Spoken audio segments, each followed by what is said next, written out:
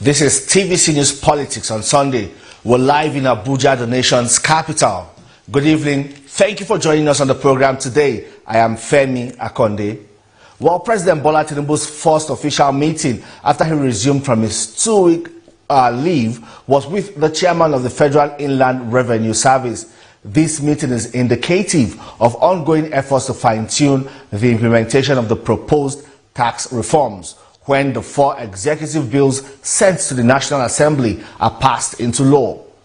Zach Adedeji, the chairman of FIRS, will spearhead the implementation of this policy expected to stimulate economic growth. Just last week, he told the Senate Committee on Finance that the proposed bills will not lead to the introduction of new taxes or increase existing ones. President Bola Tinubu forwarded 4 executive bills on tax reforms to the National Assembly for consideration. One of the reforms is the renaming of the FIRS to Nigeria Revenue Service. Well, joining me live in the studio to give perspective into these tax reform bills sent to the National Assembly is the chairman, Senate Committee on Finance, Senator Sani Musa Mohammed. Welcome to the program, sir. Thank you very much. Well, your committee will be crucial to the consideration and passage of these tax reform bills. Specifically speaking now, how will a change in name from FIRS to NRS improve efficiency? Thank you very much, Akande. You see, when we are talking about reforms, it's not just about the nomenclature, it's not about the name. It's about what are the objectives of that reform. What do we intend to achieve with such reforms coming?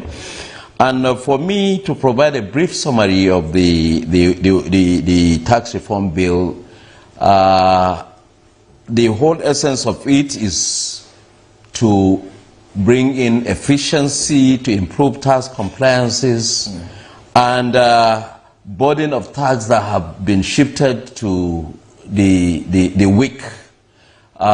These reform bills are coming at the right time, looking at the kind of economy we have.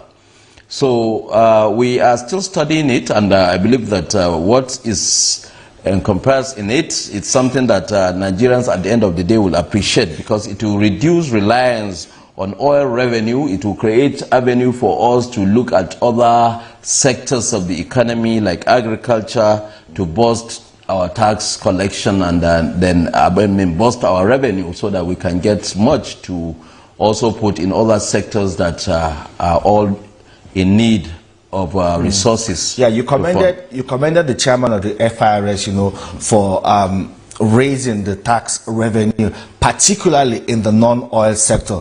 But some people have said that it appears as if your assessment is too generous, bearing in mind that the country has lost about 17 trillion naira to tax waivers within the last 5 years, and it seems like the improvement you're pointing out in revenue generation is yet to meaningfully impact on the country. Yes, with the tax reform bills that are before us today, I believe by the time we work on them and pass them, all those leakages that used to be there will definitely be tackled. And I believe that what FIRS have done within the 2024 assessment, we can see that we've given them a target, and they have even closely exceeded that target, because by the end of this year will be December. I mean, with what they have collected so far, we are very optimistic that they will surpass that target that we have given them. But that is not good enough when you are talking about losses that we have seen, especially in tax waivers. By the time this reform comes, you will definitely see that we have taken care. The mechanisms that will be putting in place will take care of all those leakages that we are giving room for those waivers. And it's not like we want to improve our economy. We want to be a productive nation. We don't want a situation whereby we are only bringing items from other countries to tax them, to put custom duty on them and make money. No. We want a situation whereby we will process what we have here, produce what we have here, export them, whereby we are making a lot of foreign exchange that will enhance our economy and then develop our country. So when you see the potentials of these things will impact so much on the SMEs as well, because the benefit of it the multiplier effect of it will go down, and you will imagine that if a small-scale entrepreneur is not made to pay certain percentage of taxes because his turnover over a period of time is less than what is being categorized, then you will see that that will encourage a lot of people to go into these businesses, and we'll be able to also see where we can make to do in getting the taxes. I mean, what are we doing with the multinationals? Today we are looking at how we can charge them, because why? They are producing and they are exporting. So as long as they are producing and exporting, making a lot of money, we tax them. So why don't we also encourage everybody to be into that productive sector, so that Nigeria can make more money than relying on importations and relying on the duties in our ports? Yeah, but beyond compliance, there is also this overlapping tax jurisdiction. We see the federal government levy some kind of taxes. At the state level, it's something else. Even at the local government level, taxes are still being paid, and these weighs so much on a lot of these small businesses, and this has also contributed in the hike we have seen in prices of goods and services. How are we going to harmonize all of this? You see, that is the reason why these bills, Mr. President, in his wisdom, decided to bring them, so that we can simplify ways and processes that these taxes have been collected, both locally and foreign. You can imagine today that over an uncountable number, I cannot specifically say because it depends on states. Some states collect close to about 60 different kind of taxes. And what this bill is trying to come up with is to streamline it, to make sure that those that are due to pay taxes are made to pay taxes. Before we go further to doing anything on these bills, we are going to have a full consultation with both stakeholders, the organized private sector. Everybody will be involved in looking at these bills before any consideration. So I can assure you that these bills are not only coming to reduce the impact or the multiple taxations that are being put on Nigerians. It will reduce it. And when we reduce it, we will also at the same time try to cap it according to turnover of what you produce, because you cannot expect somebody, an SME that is trying to start a startup, and then comparing him to making a lot of millions of naira and then putting a lot of taxes on him. We are going to review this. We will look at those bills critically and make sure that it is in the rights aspirations of Nigerians. Yeah, government data also shows that, compliance has significantly improved over time. But the problem here now for many is that development is not commensurate with with tax payments, with the way they comply with the tax. So it appears as if the government is not keeping its own end of the bargain. You see, we are in a country that really we don't believe in paying our taxes. But compliance is improving. Both corporate organizations and individuals, hardly you can imagine believing in paying the taxes. And let me correct one thing to you. Taxes does not develop a country. Taxes never develops a country. What develops a country is productivity. So the more we do the production, the more we tune our economy towards production, the more we'll be able to earn what we'll be able to develop this country with. So what we are going to do, we will streamline the taxes and make sure that there will be full consultation.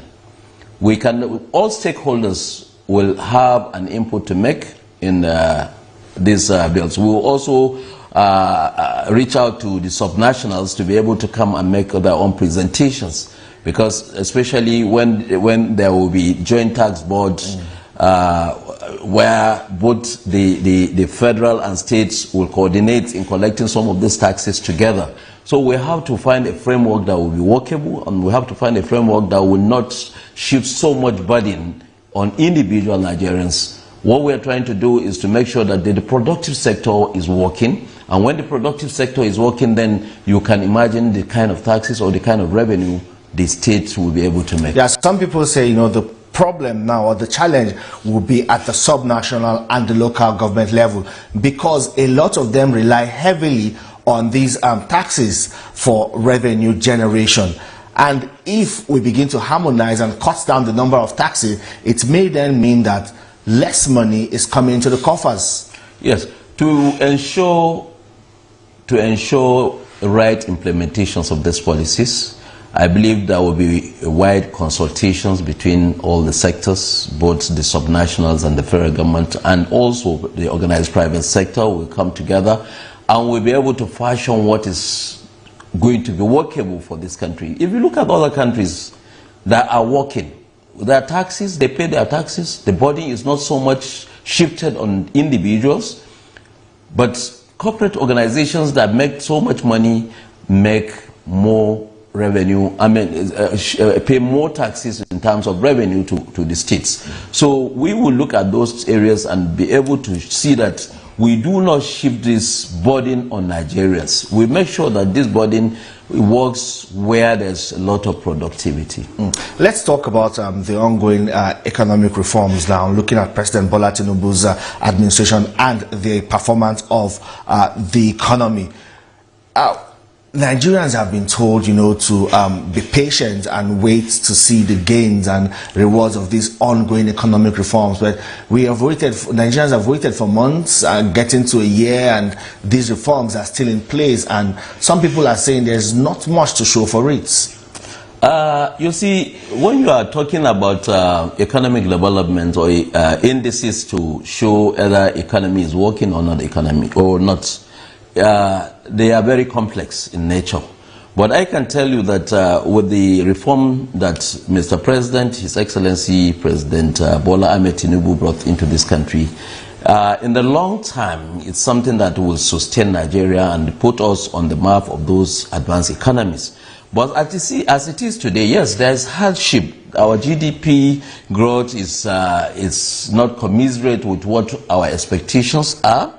The inflation rates, we're trying as much as possible to see how we can balance it. Including the tax to GDP ratio, we still have one of the lowest. The tax to GDP ratio, we still have one of the lowest today in Africa. And I can assure you that our economy is not, today when you look at those indices I'm talking about, because you see we have framers that will look at what you have, you look at your books and be able to tell you that either the economy is doing good or not. The World Bank have projected our growth, and today is not like they are disappointed with the way we're going. But the hardship, I know where you're coming from. Nigerians are feeling the hardship now, but in the long run, I believe that if we are able to sustain it, it's going to be better for us. What is bringing this hardship? What are those economic reforms that Nigerians have seen? Is the removal of the oil subsidy. Initially, the oil subsidy is there, but people do not know how is this subsidy being managed? Why is the resources coming and then putting in to one particular sector, that is the oil? And that even in the oil, you can see they have already removed subsidy in diesel, and still people are buying diesel. And you have not seen the kind of hardship we are seeing today. The only area I think we need to work on is the power sector. If we are able to put our power sector back and allow production to take its course.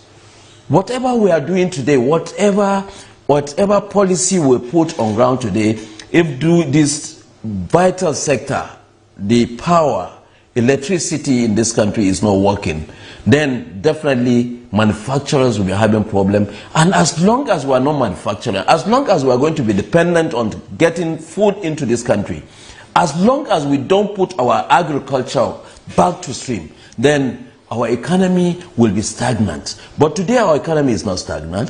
What I am looking at is a situation whereby in the next maybe few months, maybe between now and 18 months, if we are able to put all those indices that we are targeting and putting right, and continue to pursue them, I think things will change. You can see where we are coming from. There was high kind of inflation. The high inflation rate in this country is alarming. And it's not something that can come down drastically at once. It's something that has to take a little time. If you look at the initiative towards improving infrastructure, it's another thing. So we have so much of issues, and the only way we can tackle these issues is to make sure that our monetary policy and our fiscal policy work hand in hand. As long as we don't have that working together, then definitely we will have variance in seeing the outcome of whatever policy we are putting. But in a nutshell, to tell you, if the economy is going to work well, the economy is going to work well. If I'm optimistic that we will come out of these difficulties, I can tell you optimistically we will come out of this thing. Yeah. If you look at the ratio, when you are talking about debt, you can see the debt policy that this administration is working on.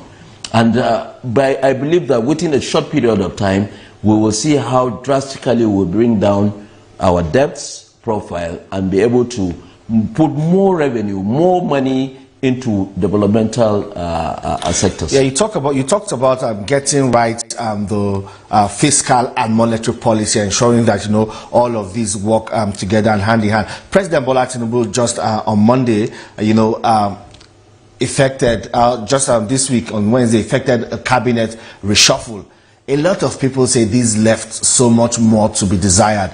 Some people were expecting, a significant rejig of the cabinet. Some people even talked about ministers superintending over certain crucial sectors of the economy, that they wanted to see those ministers shown the way out. And you're talking about this fiscal and monetary policy.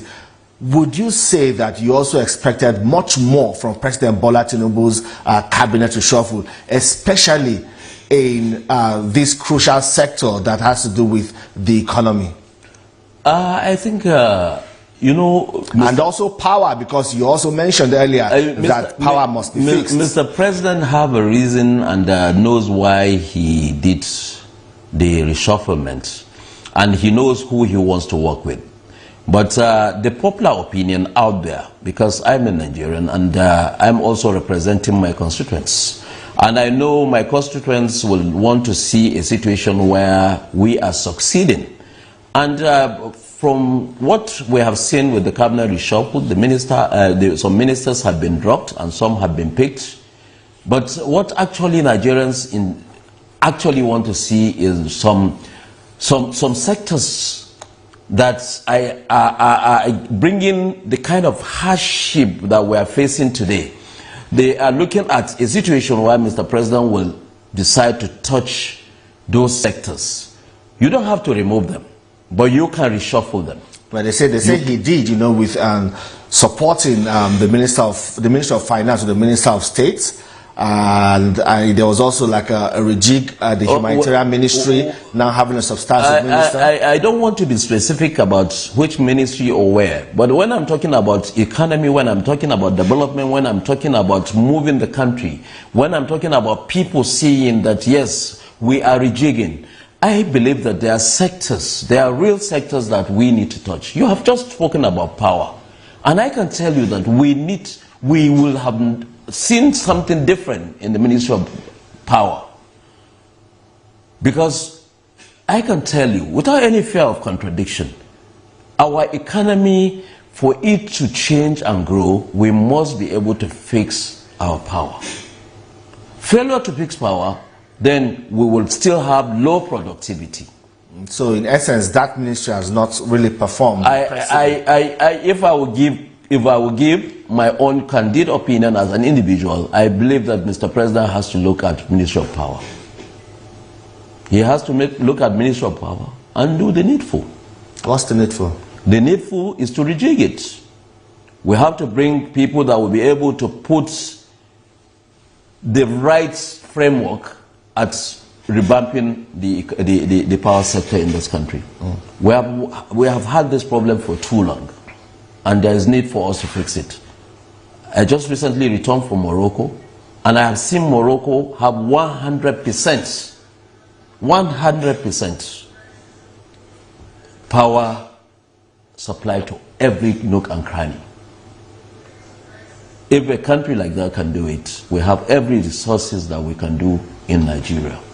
But you know, at your level and with the kind of information you're privy to, what really is wrong with the Ministry of Power? We also see them come to the National Assembly, you know, to defend their budgets and even sometimes to come and talk about the national grid collapse or why certain issues persist in the power sector and is hindering it from achieving that constant power supply that will improve productivity. You see, as I said earlier, Mr. President has a blueprint of developing this country.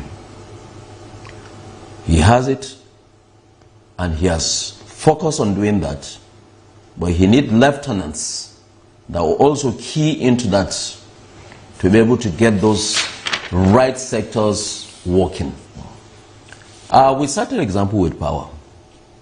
We have power supply in this country. I can tell you in the last 2 months, you can see the number of times the grid that the national grid have gone down. It's embarrassing to an economy that is trying to develop like ours. And I'm telling you this, I believe if we can fix the power sector, get the right headship in that ministry, things will change. Well, let me take you up on, you know, there was an issue also that came up on the floor of the Senate where senators came out to condemn the conduct of local government elections in some states in the country. The Senate described it as a sham and even urged the federal government to withhold the allocations to local governments whose chairmen were selected by the governor. You know, is this not maybe overstepping your bound? Because some people even say efforts should rather be at strengthening the entire electoral process across board, because most elections in Nigeria are fraught with irregularities. When you are talking about general elections and then talking about local government elections, these are two different things. But whatever it is, local government elections are supposed to be the election from the grassroots. When you are talking about democracy evolving, our democracy is supposed to evolve and is supposed to start from the grassroots. And where is that grassroots? So you see, if you go to other countries that are working very well, when you see a county election, a county just to elect a councillor, you can see how it is being conducted, very meticulous and transparent. So I don't see why we cannot do it in this country. We need to have a strong local government. We need to have strong local government on democratic, base, where they are being elected by the people, councillors are being elected by the people, and the same people that elect them will they will have to be accountable to those people. It's not going to be like business as usual, where maybe I can handpick certain people and say they are the ones I want as councillors, they are the ones I want as chairman. So we need to reform whatever autonomy we're going to give local government. If we don't reform the local government election, I don't think we'll be able to arrive at where we want. Okay, there's also a bill that has passed first reading. I know it's still going to get to second reading, and before it becomes or before it is passed, for an agency, a federal agency, for the conduct of local government elections in the country. Is this also one of is this a path to charts? Femi, you are talking about my bill.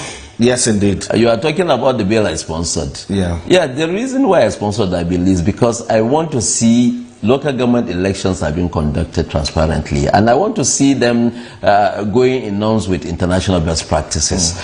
But yet, as you said, the bill is there, but there are quite a lot of things that has to go with the bill. We have to go along with a lot of constitutional amendments to be able to get that bill scaled through. And are the subnationals willing to do that? That's another question, because, if you look at it, at the long run, if we are able to put our houses in order and put everything to work the way it's supposed to work in the best interest of this country, I think all of us will be better off. Because most of the ills today, especially at the local level, you'll see that so much burden is shifted on the governors. from local government, from ward level, nobody is there taking care of anything. Everything is to go up. They will shift everything to the governor, and then at the same time, those elected, maybe House of Representatives, senators, are not left beside. I mean, aside, they are also every time facing all this. But if we have a local government that is working, we have a local government with chairmen and councillors that is working, that have been elected transparently by the people, I believe that they will be accountable to those people and things will change. Okay, lastly, we saw also, in the Senate, we saw senators, make that frantic effort to show that indeed senators are united. That was to counter a story saying that some senators are already gathering signatures seeking to impeach the president of the Senate, Senator Godswill Akpabio. Who is after Godswill Akpabio's job? Senators are united. The 10th Senate is one Senate. We are united.